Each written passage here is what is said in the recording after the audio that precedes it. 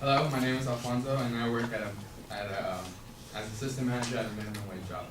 Today, I will be talking about how raising the minimum wage will cause a huge impact in the economy. Okay, so my claim is that raising the minimum wage will negatively affect the economy. And three of my major points is raising the minimum wage will increase unemployment, production sales will drop, and prices will increase, so that will result into inflation. Alright, so going into raising the minimum wage will increase employment.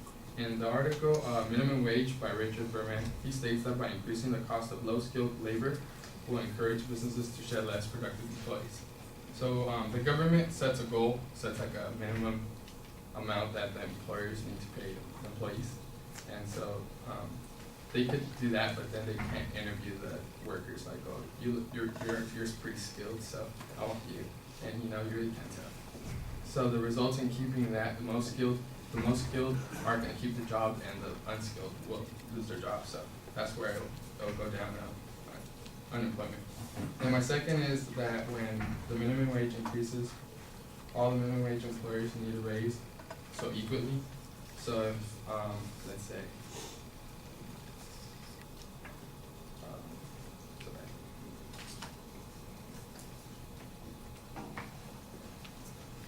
all the employees will get the same raise. So like it'll be 10 workers, and then all the 10 workers will get the $10 raise. So they're gonna get the raise, and then the other ones that are the skilled workers are gonna think it's, how do I put it, like it's unfair for them because they work harder than the other ones, so they're gonna think. Yeah. So in the newspaper, the Seattle Times, the article by Jim Robinson states that he owned a restaurant, and every single time the minimum wage would increase, he would need to cut down hours on employees to raise the prices. And he also states that employees that don't think they don't think it's fair, the unskilled workers are getting paid the same as the other ones. So they end up quitting their job, and it costs the employer more money to train them and do all that. So by cutting down on labor and employees quitting, causes shortage in employees, which result in less production being made, plus employers lose time and money by training new employees. And then on to my third is raising the minimum wage will increase prices that will result in inflation. Example, gas, food, and primarily any restaurant that has minimum wage. As stated earlier, the labor cuts equal to prices going up in restaurants. Restaurants and they will keep a constant balance of labor, or then that's when unemployment will go down. In the newspaper, the Garrett, they interviewed another minimum wage worker, which talked about how once the minimum wage goes up, all the prices go up of foods and goods, and they try not to bring the prices up on the menus because that just makes less business coming in. So they try keeping up the same price, but they have to pick it up because of the minimum wage increase, so they can pay their workers. Okay, so to tie this all up, raising the minimum wage will increase unemployment, which then results into production failure, and then inflation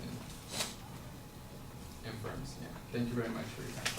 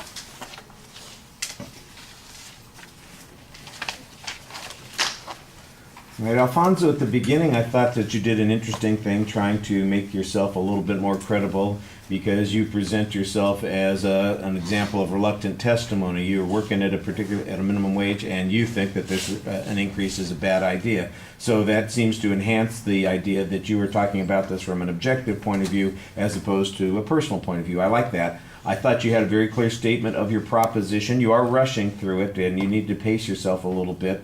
There's also a pretty good setup of the structure of the speech. That's fine.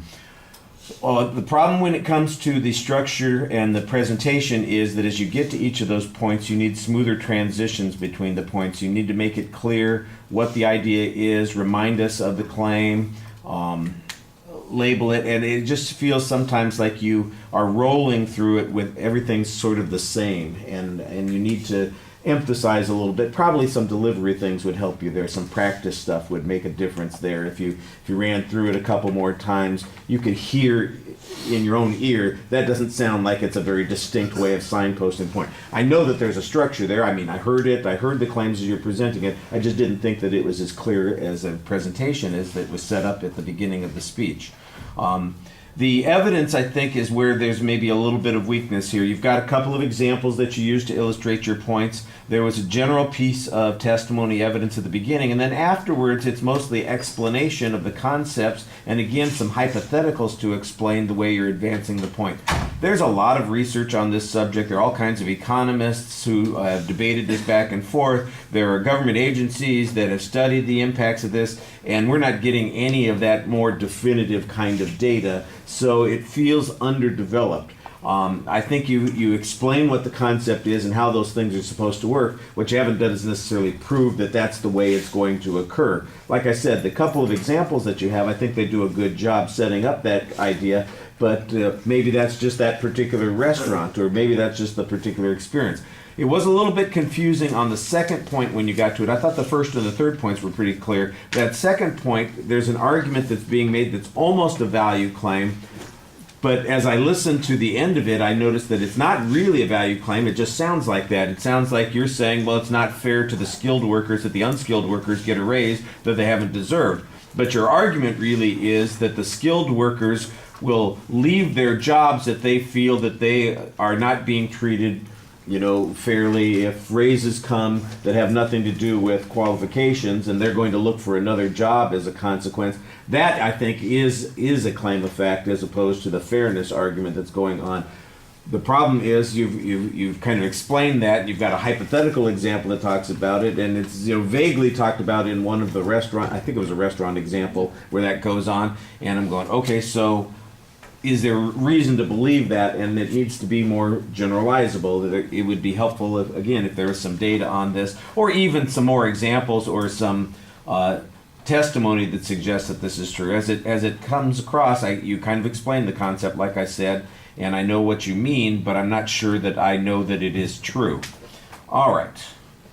You should lose the hoodie while you're giving the speech too. It looks like you're hiding from somebody. Maybe it's a bad hair day. Maybe it's just cold outside. It is kind of cold out, but in here it's warm. So you don't want to look like you're